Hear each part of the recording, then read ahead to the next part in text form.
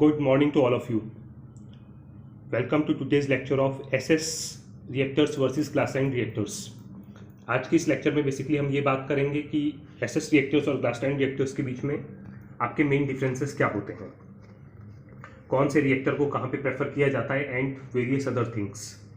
So before starting today's lecture, अगर आपको मेरे लेक्चर्स अच्छे लगते हैं तो मेरे चैनल को सब्सक्राइब कीजिए और जितना ज़्यादा पॉसिबल है उतना ज़्यादा वीडियोज़ को लाइक कीजिए और अपने फ्रेंड्स से शेयर कीजिए.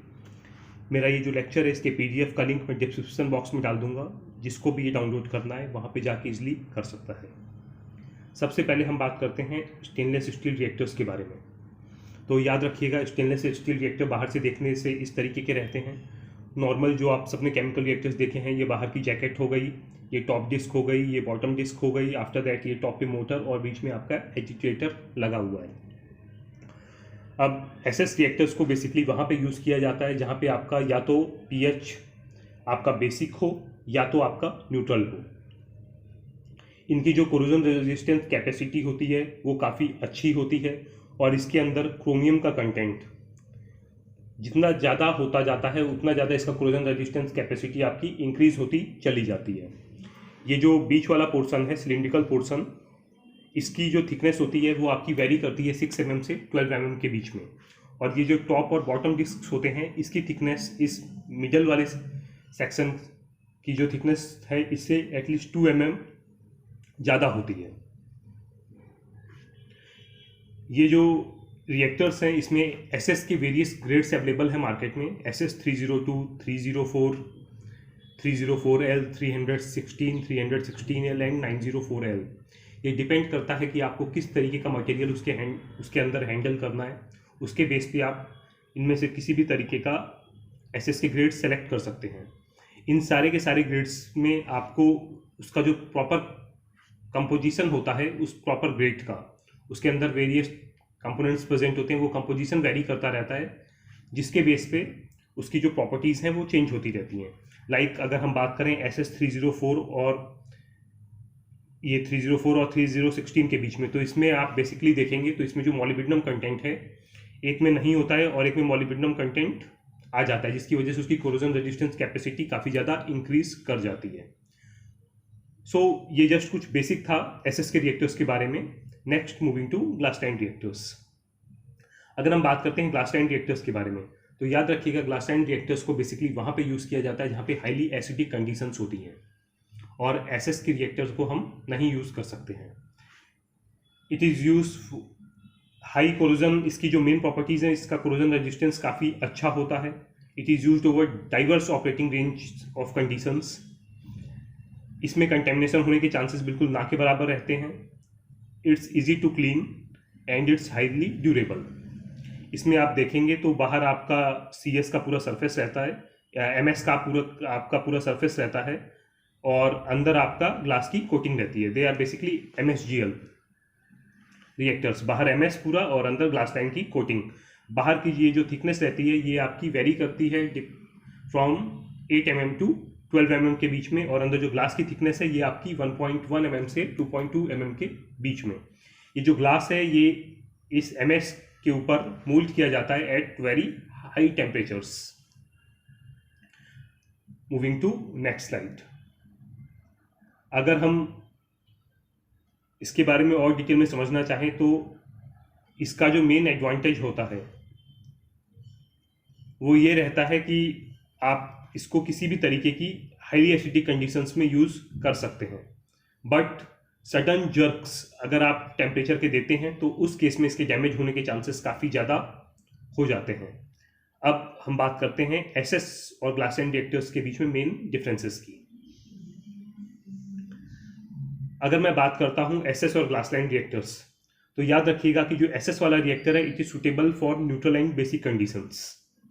बट जो आपका ग्लास-लाइंड रिएक्टर होता है ये सुटेबल होता है फॉर एसिडिक रिएक्शंस के लिए. सेकेंड, जो एसएस वाला रिएक्टर होता है इसमें जो हीट ट्रांसफर कोएफिशिएंट होता है वो काफ़ी ज़्यादा होता है. मीन्स अगर आपको इसमें हीट ट्रांसफर करना है तो वो काफ़ी फास्ट होता है. बट ग्लास-लाइंड रिएक्टर्स के केस में जो आपका हीट ट्रांसफर कोएफिशिएंट होता है वो in comparison to SS reactors के केस में काफ़ी कम होता है. ये जो एसएस के रिएक्टर्स होते हैं ये आपका वेरियस ग्रेड्स ऑफ स्टील के बने हुए होते हैं, जैसा कि मैंने आपको पहले बताया। जो ग्लासलाइन रिएक्टर्स होते हैं इसमें बाहर आपका एमएस की बॉडी होती है और उसके अंदर ग्लास की कोटिंग होती है। ये इन दोनों के जस्ट बेसिक बॉडीज में डिफरेंसेस होते हैं। फोर्थ वन इज एसएस के रिएक्टर्स में थर्मल शॉक लगने का कोई भी चांस नहीं होता है। अब आपके दिमाग में ये आ रहा होगा कि थर्मल शॉक होता क्या है, लेकिन जो ग्लासलाइन रिएक्टर्स होते हैं इनके केस में थर्मल शॉक लगने का चांस होता है। अब अगर आप ध्यान से समझेंगे तो मान लीजिए कोई रिएक्टर है, उसमें कोई मटेरियल आपका 80 डिग्री टेम्परेचर पे है, आपको उसको ठंडा करके नीचे लाना है। तो प्रॉपर सीक्वेंस ये बोलता है कि आप सबसे पहले उसमें कूलिंग वाटर डालेंगे, कूलिंग वाटर से आप उसके टेम्परेचर को ड्रॉप करेंगे, ड्रॉप करके आप उसके मान लीजिए आपको 70 डिग्री से -5 डिग्री लाना है, तो आप पहले कूलिंग वाटर अप्लाई करके उसके टेम्परेचर को 35 तक लाइए। आफ्टर दैट आप उसमें चिल्ड वाटर अप्लाई कीजिए, चिल्ड वाटर से आप उसके टेम्परेचर को 6-7 डिग्री के आसपास में लाइए। देन आप उसमें ब्राइन अप्लाई कीजिए और उसके टेम्परेचर को -5 डिग्री तक लाइए। बट मान लीजिए कि किसी को आइडिया नहीं है या किसी को अंडरस्टैंडिंग नहीं है कि ऐसा क्यों किया जाता है, और वो सडन आपका 70 डिग्री पे ही आपका ब्राइन अप्लाई कर देता है। तो ये जो सडन टेम्परेचर चेंज होता है, मीन्स एकदम से आपका पॉजिटिव टेम्परेचर से सडन आपने बिल्कुल ही नीचे के लेवल का टेम्परेचर एकदम से उसको दे दिया, तो इस कंडीशन में आपका जो ग्लास होता है, ग्लासलाइन रिएक्टर्स के केस में वो डैमेज होने के चांसेस होते हैं। अब आपके दिमाग में आ रहा होगा कि ऐसा क्यों होता है। ऐसा इसलिए होता है क्योंकि एसएस रिएक्टर्स के तो केस में पूरा का पूरा रिएक्टर आपका एसएस का बना हुआ है, प्लस बट ग्लासलाइन रिएक्टर्स के केस में बाहर आपका एमएस है और अंदर आपका ग्लास की लाइनिंग है। तो दोनों का जो कोएफिशिएंट ऑफ थर्मल एक्सपेंशन, ये टर्म आपने सुना होगा, मीन्स जितना हर एक मटेरियल का एक वो कितने टेम्परेचर पे कितना एक्सपेंड करेगा, कितने टेम्परेचर वेरिएशन पे, वो होता है कोएफिशिएंट ऑफ थर्मल एक्सपेंशन। ये ग्लास का और एमएस का वेरी करता है। तो जब आप सडन जर्क देंगे तो एक पॉसिबिलिटी ये रहती है कि आपका ग्लास ज़्यादा कम एक्सपेंड करे लेकिन आपका एमएस ज़्यादा एक्सपेंड कर जाए। तो ये जो डिफरेंस होगा दोनों के एक्सपेंशन का, उसकी वजह से आपका ग्लास जो है वो ब्रेक होता है। इसको बोलते हैं हम thermal shock. Fifth one is SSR reactors के केस में आपके बेसिकली बैफल्स प्रेजेंट होते हैं। बैफल्स का काम ये रहता है कि ये वोर्टेक्स फॉर्मेशंस को रोकने के लिए यूज़ किया जाता है। बट ग्लासलाइन रिएक्टर्स के केस में आपका कोई भी बैफल्स प्रेजेंट नहीं होते हैं। इसमें जो थर्मोवेल या जो पीएच मीटर का पॉइंट पड़ा हुआ रहता है वो basically as a baffles act करते हैं। एसएसआर रिएक्टर्स के केस में अगर आपको अर्थिंग देनी है तो वो काफ़ी ईजी है। आप वो किसी भी बॉडी का एक पोर्शन को पकड़िए और वहाँ से आप अपने जो आपका रिएक्टर है उसको अर्थिंग कीजिए। बस ग्लासलाइन रिएक्टर्स के केस में अगर आपको अर्थिंग देना है तो वो काफ़ी कॉम्प्लिकेटेड होता है। इधर आपको जो थर्मोवेल होता है उसके थ्रू अर्थिंग देना पड़ता है, या जो आपने बॉटम में वॉल्व लगाया है उसके थ्रू आपको अपने रिएक्टर्स को अर्थिंग देना पड़ता है। एसएसआर के जो रिएक्टर्स होते हैं ये मैकेनिकल शॉक से इनके डैमेज होने के चांसेस काफ़ी कम होते हैं। बट जो ग्लासलाइन रिएक्टर्स होते हैं वो काफ़ी ज़्यादा सेंसिटिव होते हैं मैकेनिकल शॉक के। अगर हल्का सा कहीं पे कोई मैकेनिकली झटका लगा या एक बोल्ट तक उसके अंदर गिर गया तो समझिए आपका ग्लासलाइन रिएक्टर डैमेज हो जाएगा। एक बार आपका ग्लास अगर डैमेज हो गया तो जो आपके एमएस की बॉडी है वो मटेरियल के कांटेक्ट में आने लगेगी और आपका पूरा का पूरा जो रिएक्टर है वो आपका खत्म हो जाएगा। एसएसआर रिएक्टर्स के केस में मान लीजिए अगर कहीं से डैमेज या लीकेज होता है तो वो इजीली वेल्डिंग करके अटेंड किया जा सकता है। प्लस ग्लासलाइन रिएक्टर्स के केस में अगर आपका ग्लास डैमेज हो गया है तो उसे अटेंड करने के लिए जस्ट पीकेएफई की जो स्लीव्स होती हैं वो लगाई जाती हैं या फिर पीकेएफई के प्लग्स लगाए जाते हैं।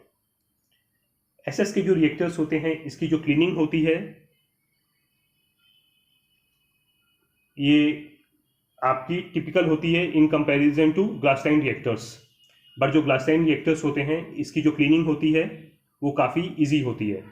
यहाँ पे जस्ट ग्लासलाइन लिखना था वो गलती से एसएसआर लिख गया है। Cleaning tough in comparison to glass lined reactors. SSR reactors की जो क्लीनिंग होती है वो थोड़ा टफ होती है इन कंपैरिजन टू ग्लासलाइन।